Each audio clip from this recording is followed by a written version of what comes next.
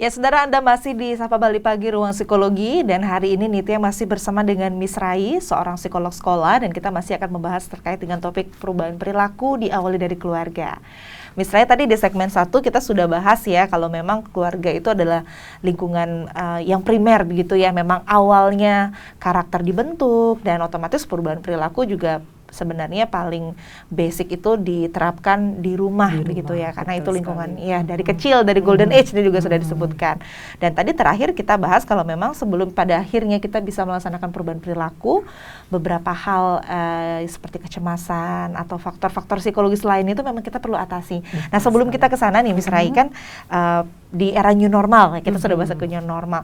Masalah yang paling umum kita rasakan itu sebenarnya masalah adaptasi gitu ya Miss Rai ya. Penyesuaian gitu. Nah, kalau di keluarga sendiri nih Miss Rai, sebenarnya penyesuaian apa sih yang basic begitu, yang kemudian itu yang harus dihadapi oleh masyarakat, Miss Rai? Betul sekali, baik. Nah, penyesuaian yang harus dihadapi dalam keluarga, kita garis bawahi aja ya, menjadi 3 bagian besar. Ada di sini masalah yang namanya software, hardware, dan brainware. Nah, software di sini bagaimana dalam suatu keluarga itu melakukan kebijaksanaan tertentu terkait dengan kondisi yang ada. Nah, misalnya gitu ya, ayah menerapkan atau ibu juga menerapkan di sini bagaimana anak harus mengikuti aturan yang ada. Datang dari keluar gitu ya, datang dari pergi kemanapun ya, sebelum masuk rumah dia harus cuci tangan. Orang tua di sini mulai menerapkan kebijaksanaan atau aturan-aturan seperti itu supaya anak menjadi lebih patuh, karena kan memang seperti yang Mbak Nitya katakan tadi, semua memang diawali dari keluarga Bagaimana kemudian regulasi ini diberikan, seperti kalau di perusahaan bagaimana aturan ini diberikan. Dalam keluarga pun ada satu aturan-aturan yang harus dipatuhi bersama. Hal kecil lain misalnya, bagaimana gelas itu digunakan satu orang satu. Nah, ini kan masalah kecil sebenarnya ya. Tapi kadang kita nggak ngeh ya kalau ini ternyata penting. Gitu ya. Ini kan penting, apalagi kondisi seperti ini ya. Virus itu bisa menyerang kapan saja dan di mana saja kan begitu. Nah, bagaimana menerapkan itu menjadi satu aturan? Kelihatannya sepele, tapi orang itu sering meremehkan dan akhirnya lupa. Langsung aja datang minum gitu kan. Loh, jangan-jangan itu juga begitu. Itu gelasnya siapa gitu ya. Itu piringnya siapa. Handuk misalnya. Hal kecil juga dalam keluarga ya. Nggak boleh handuk itu bergantian. Masing-masing anggota keluarga harus punya handuk satu-satu. Kan begitu. Itu untuk mengurangi hal-hal yang tidak kita inginkan. Meminimalkan hal-hal yang tidak kita inginkan. Itu yang terkait dengan software. Hardware-nya, sarana prasarananya. Sudahkah di sini orang tua menyediakan begitu ya, menyediakan apa yang dibutuhkan oleh si anak gitu ya. Sudahkah ada misalnya sarana sabun, hand sanitizer, apakah sudah lengkap disiapkan oleh keluarga. Kalaupun mungkin seperti tadi yang saya contohkan handuk, apakah memang sudah orang tua menyiapkan satu anak satu handuk gitu ya. Kalau anaknya banyak misalnya, anaknya sampai 5, wah beli handuk aja harus banyak sekali gitu ya. Nah, itu misalnya. Itu yang terkait dengan hardware-nya. Sedangkan kalau terkait dengan brainware-nya, siapa saja orang-orang yang terlibat gitu ya. Ada anggota ayah sebagai kepala keluarga, ada ibu, ada anak. Bagaimana interaksi di antara mereka? Bagaimana dalam memberikan regulasi itu mereka lakukan gitu kan. Interaksi ini harus bisa ya timbal balik juga ya, supaya apa yang diinginkan orang tua bisa dilaksanakan anak, atau sebaliknya apa yang diharapkan anak juga bisa dilakukan orang tua. Karena anak-anak sekarang kritis, jangan-jangan orang tuanya yang malah kurang menerapkan protokol kesehatan itu kan gitu. Ya. Anak juga di sini berhak juga untuk mengingatkan. Berarti memang adaptasinya itu terkait dengan apa yang harus dilakukan, kemudian sarananya apa dan siapa saja yang melakukan gitu itu. Ya, bagaimana mereka menerapkan itu dalam keluarga. Dan rata-rata betul tadi ini bilang sama Miss Rai ya, hal-hal sepele terkadang kita lewat di rumah. Jelas itu loh yang sering mungkin terlupakan. Benar-benar. Padahal di lingkungan keluarga juga belum tentu virus itu tidak saling menularkan satu sama lain gitu ya betul misalnya. Sekali. Karena kan datang dari mana? Mungkin ayah datang dari bekerja, ibu datang dari pasar gitu ya. Tiba-tiba aja serut gitu kan. Aduh, langsung ingat-ingat selama ini gimana ya di rumah. Apa jangan-jangan satu gelas berame, tapi itu penting untuk diperhatikan itu penting juga. sekali untuk diperhatikan. Karena satu anggota dengan anggota keluarga kan perginya berbeda-beda, ke tempat yang berbeda-beda. Iya. Apalagi sekarang banyak OTG ya, tanpa gejala gitu. Jadi memang perubahan perilaku ya memang harus dirubah berarti dari kecil gitu. Oke, itu yang terkait dengan adaptasi tadi ya, Miss Raya. Nah, sekarang kita ke dampak psikologinya. Kan sebenarnya ini yang paling penting kita tahu ya sebenarnya kan kalau pandemi saja yang masih kita belum jelas kapan berakhirnya saja sudah pasti menimbulkan dampak-dampak psikologi tertentu. Nah, kalau untuk perubahan perilaku di dalam keluarga gitu, itu dampak psikologi yang muncul seperti apa? Baik. Nah, Miss Rai. Dampak psikologis itu kan terkait dengan banyak hal ya, yang meliputi ada kognitif, afektif, dan juga psikomotor.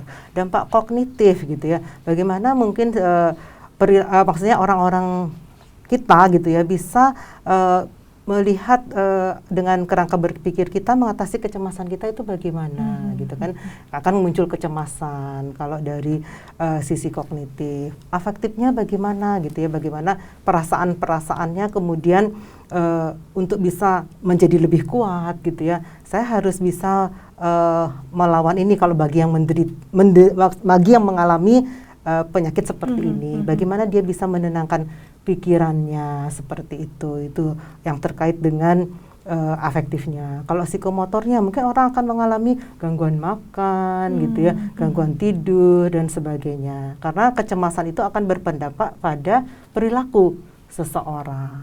Itu jadi berarti kalau misalkan ada kebiasaan-kebiasaan baru di rumah, berarti mungkin saja hal-hal seperti ya kecemasan atau stres itu muncul di rumah ya, Miss Rai. Pasti muncul juga itu di rumah, dan itu akan terlihat oleh anggota keluarga yang lain. Makanya dampak psikologisnya sebetulnya dari keluarga ini memberikan dukungan kepada orang-orang yang mengalami penyakit seperti ini yang terdampak virus ini. Begitu dukungan keluarga sangat penting gitu ya, terkait dengan bagaimana dampak psikologisnya, bagaimana juga peran dukungan keluarga dalam menghadapi kondisi seperti ini. Oke, itu peran dan dukungan keluarga memang penting ya, Miss Raya, khususnya untuk menghadapi pandemi COVID-19 ini dan menerapkan perubahan perilaku ini.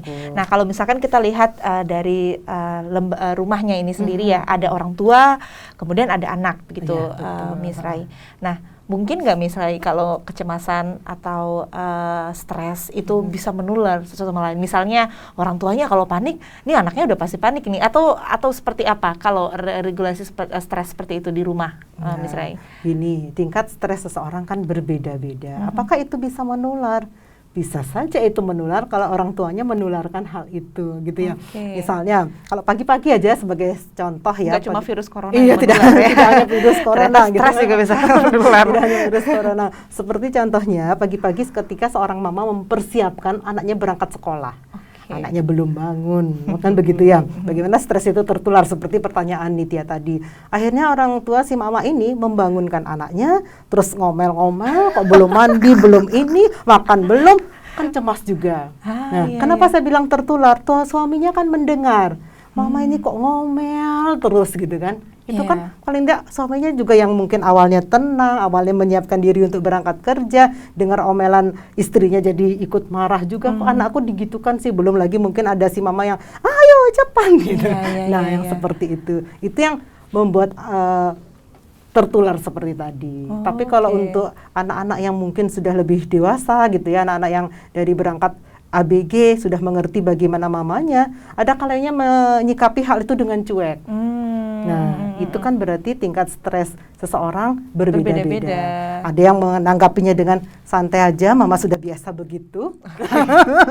Baiklah. Kalau enggak begitu bukan mama. Mama. Ada yang malah ikut ngomel. Anak saya juga sering komplain gitu. Ya, anaknya lagi nonton di rumah. Mama ngaku sendiri gitu. Iya, kalau gitu bukan mama gitu. Oke, tapi benar ya, Miss Raya, kadang kalau misalkan ibunya panik gitu ya, adik cuci tangan dan sebagainya ya, itu betul. Bisa juga terjadi. Kan belum cuci tangan, tadi dari mana saja? Aduh tadi kan ke dokter. Nah seperti itu kan aduh mama ini yang dibilang apa sih kalau suaminya gitu, biarin aja toh anaknya kan sudah ngerti. Nah, hal-hal kecil itu kan juga akan menimbulkan pertengkaran kalau tidak disikapi dengan bijaksana. Perlu trust di sini juga, kepercayaan. Saya yakin saya sudah memberikan atau menanamkan hal ini pada anak saya. Dia bisa kok melakukannya. Nah, kalau si ibu bisa lebih tenang atau mama bisa lebih tenang, dia tidak bakalan bingung setiap kali datang diperiksain. Ada juga yang lebih ekstrim nih. Ada tuh terjadi di keluarga. Saya bertamu aja, sepatu saya disemprotin dulu. Oke. Iya, seperti itu kenyataannya. Dan ini siapa tahu yang nonton merasa ini kayaknya ini maksud saya nih gitu. Misalnya seperti itu. Kan terjadi juga. Nah, apalagi di awal-awal. Mungkin kalau sekarang masyarakat ada yang berpendapat sudah biasa, tapi tetap kita harus waspada. Iya, benar-benar. Sama seperti pada saat awal-awal pandemi dulu ada beberapa gejala seperti impulsif buying gitu ya. Betul. Apa namanya, belanja yang panik tuh semuanya nimbun. Itu juga salah satu bentuknya ya ketika betul kecemasan. sekali. Wah, Kecemasannya merajalela. Iya. Ternyata boleh kita apa namanya, aware tapi tidak dengan hal yang berlebihan. Berarti kurang lebih begitu ya kesimpulannya ya misalnya. Jangan sampai kemudian kita menyinggung orang ya dengan perilaku yang kita berlebihan, agak-agak parno. Kita kan harus begini, harus begitu, disemprot semua yang datang disemprot.